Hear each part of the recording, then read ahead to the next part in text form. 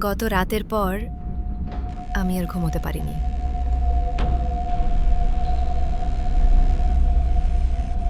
ডায়েরিটা এখনো আমার হাতেই ছিল, পুরনো, মলিন পাতায় ভরা। আমি ভেবেছিলাম ওটা শুধু কারো ব্যক্তিগত লেখা, কিন্তু শেষ পাতাটা খুলতেই সব বদলে গেল।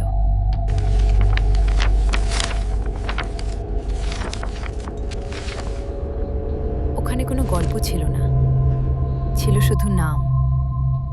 একটা নাম যেটা আমি আগেও শুনেছি, ঠিক ওই ট্রেনে। আমি চারপাশে তাকালাম।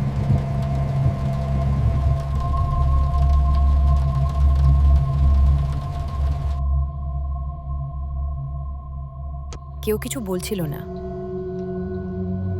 কিন্তু হঠাৎ বুঝলাম সবাই আমাকে দেখছে।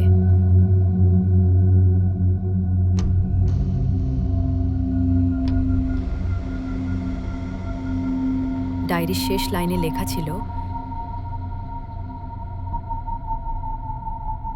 যে এই নাম পড়বে সেই হবে পরের যাত্রী।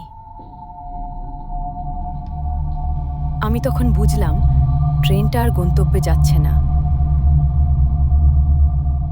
কারণ এবার নামটা ছিল আমার। এই গল্প এখানেই থামছে না। পরের পর্বে ডায়েরির শেষ পাতার সত্যিটা প্রকাশ পাবে। গল্প ভালো লাগলে লাইক দিন, আর এমন ভয়ঙ্কর গল্পের জন্য চ্যানেলটি সাবস্ক্রাইব করুন। আপনি শুনছেন বাংলা স্টোরি ওয়ার্ল্ড অফিসিয়াল।